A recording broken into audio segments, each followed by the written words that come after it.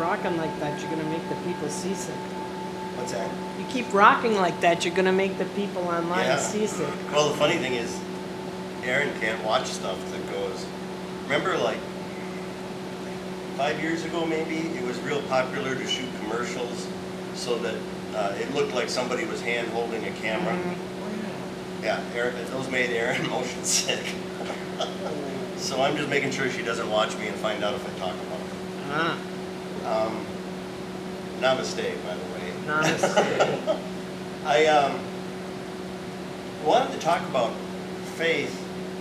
I know we've talked about it before, but it seems to me that it bears talking about again, because a lot of what we've been told faith is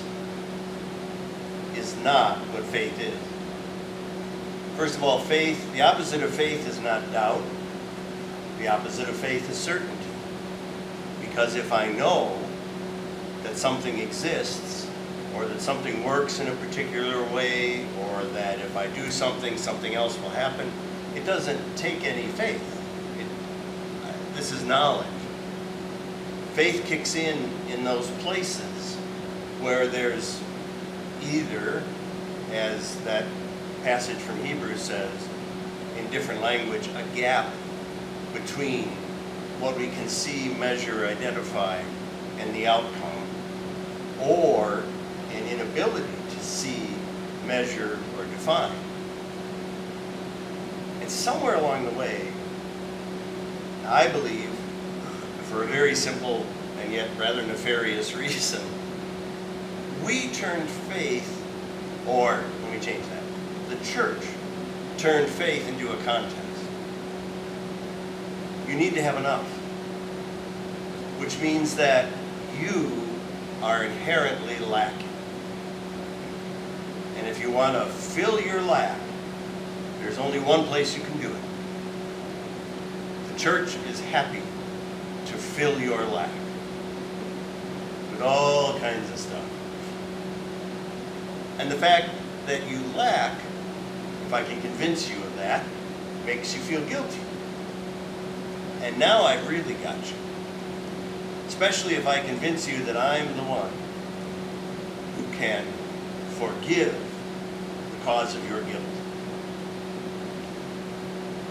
And that got twisted yet again in about the middle of the 1800s, when Protestants had largely a collective cerebral accident and fell into fundamentalism and literalism because they wanted to be sure.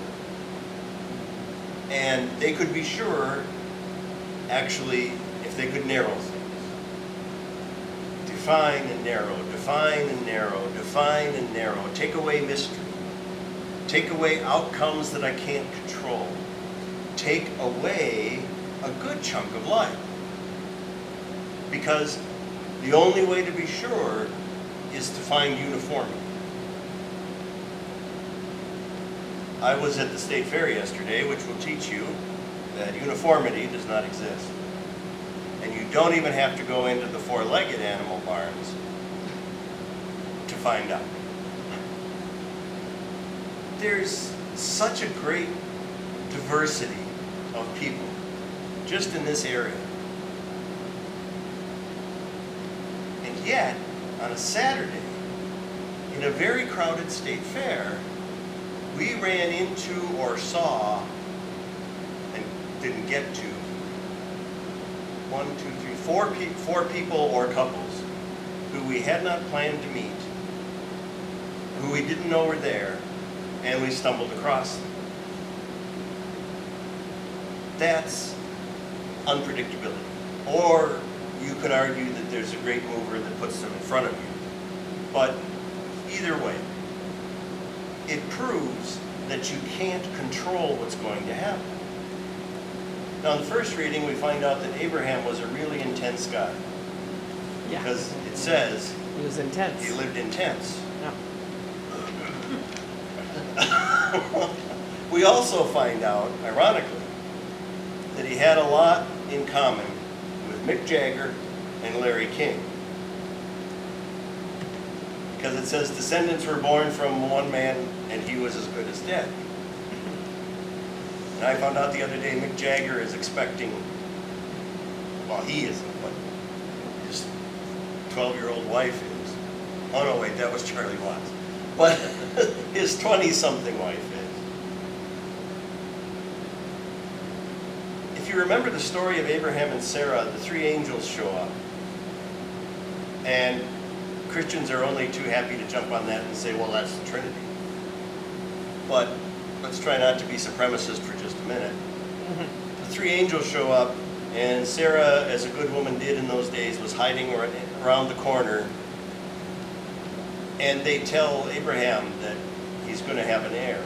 And Sarah's in her 90s and starts laughing. I'm thinking there was a part of her that wanted to start crying. and maybe they just edited it for clarity, I don't know. And this heir gets born because that's what was important. And so having that firstborn, having the heir was really necessary, and it had to be a male, and it was really super important to them. But if you take it to a different culture, say ours, we would probably both cry, whether we were the father or the mother late in life. And it wouldn't matter so much if we had an heir already or not. And I say that because I want to show that we create our own criteria for what faith is. Faith is believing or hoping in fill in the blank. And at different times in history and in different periods, we fill in the blank differently. And so it's kind of interesting in that third reading what the Hindus do. They believe, the third one, that the universe undergoes endless cycles of creation, preservation, and dissolution. Whatever gave them that idea? Maybe the weather? Maybe seasons? They, point 5, really are universalists. Not a single soul is deprived of the destiny to achieve liberation. Number 8, Hindus believe that all life is sacred, to be loved and revered, and therefore practice ahimsa, which traditionally gets translated nonviolence a lot. And the 9th one, no religion teaches the only way to salvation above all others. So they respect all traditions. That's probably a 4,000 to 5,000 year old accumulation of belief.